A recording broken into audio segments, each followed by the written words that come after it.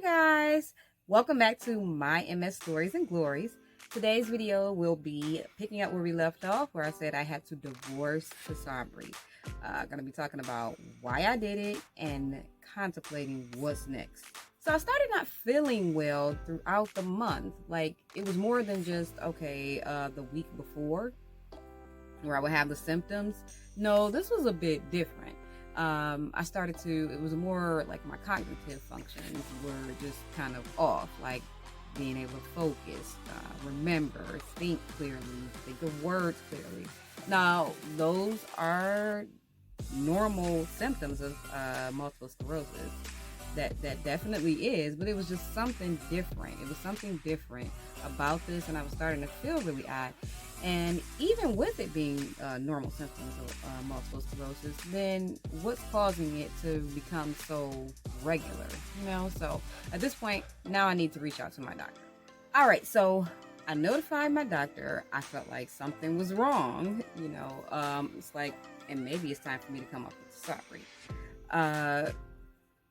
Me personally, that was just my mindset. The thing was, it's like, okay, and if I'm going to come off with Tysabri, I'm going to be looking at taking something different, which that's a whole different roller coaster for me, because obviously I was a, kind of a drama queen when it came to even getting on Tysabri, which it turned out to be pretty good for me. So I let them know. It's like, okay, well, we'll discuss it, looking at whatever, but just as an FYI, you wouldn't be able to know, you wouldn't feel if there was something different going on with like your liver, because I'll be honest, I did mention that it could be something going on like with my liver. That's again a matter of paranoia for me. But and even though it had been like a couple of years, actually I was into my third year by this time of taking Tysabri.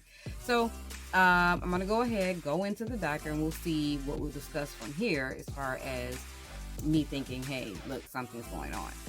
With that visit, the normal visit, basically we just do my blood work like we always do, and I go on about my day. Actually, they were able to calm me down, and about the whole, like, it was probably just something wrong with me, my liver or whatever the case may be, while I was at the appointment. So I do my traditional blood work, where they test like your vitamin D, of course my liver function because it's Tysabri, and other things or whatever. So I'll go on about my days. At this time, I'm on my way to visit my sister in Georgia. I'm going to lay this out for you. I'm at the airport. I haven't boarded my plane or anything. I still have some time before the plane actually has to board. In fact, I remember exactly where I was. I was at the National Coney Island getting a breakfast. I get a call from the doctor's office, and it's like the nurse. She helped with while I was in the study. She was always the one who would be in to monitor me in the hour after the infusion. So she calls and she tells me there was a problem, or that my liver function, that blood work came back with something questionable. Okay, drama queen initiated. I'm like, I'm sorry, what? So she tells me this, and it's not like an extended conversation. She says, we're going to go ahead and make you an appointment. We'll come in, we'll talk about it.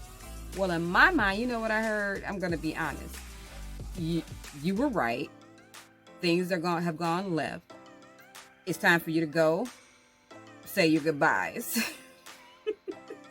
If you had been as scared as I was to start this medication, although it was years ago at this point, but you've been feeling kind of odd, and then something confirms it after you were actually calmed down about it, then yeah, it's going to be quite alarming. Longest flight of my life. Trust me. Okay, so I visit my sister. I come back, and of course I have my follow-up appointment. Now, I just think this needs to be added in because it's another one of those kind of funny things to me, but from later on. But the nurse that came in before the doctor, Now, I think it's important to say I knew her very well because she was always there when I was in the study to watch me after the infusion, the hour after. So we had, she was really nice. No ill intent there. But she comes in, I am not kidding, and she's like, well, yes, Dr. Khan was very upset with me that I called you. He said that I should not have gave you that information over the phone. He was very upset with me. Kid you not.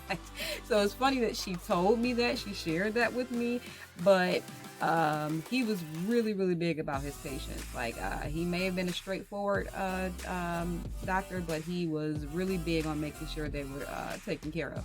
So anyway, enough of that. Eventually he comes in. He actually assures me it's really not that big of a deal. It's not anything serious, like where I'm like, okay, well, let me say my goodbyes. Let me tell my daughter how I want her to, finish, growing up and what I expect. But yeah, so either way, he does say, because of the duration that I've been on this medication and anything coming back, slightly off, he's going to go ahead. He's looking at taking me off of the medication. And by all means, I'm going to go ahead and agree with him. So on to the next step. Now we have to figure out what it is that I'm going to actually be on. Now, one more thing. The funny thing about that situation is that I was still told, or it was reiterated, there is no way I could have felt that anything was off. Meh, I think, and I still say to this day, I did. It's not about me, oh, I think I know, but whatever. I say it was a blessing because it was probably just time for me to come off of it, because if anything came up, then we know we have an issue. Either way, now we're on to the journey again. Like I said, we're getting on to a different medication as we discussed. This is where things got a bit pressing, kind of frustrating for me. But like I said, I would love to go over that information with you. Stay tuned for my next video where I go over that. And thank you so much again for spending your time with me today. You have a wonderful day, and thank you for watching.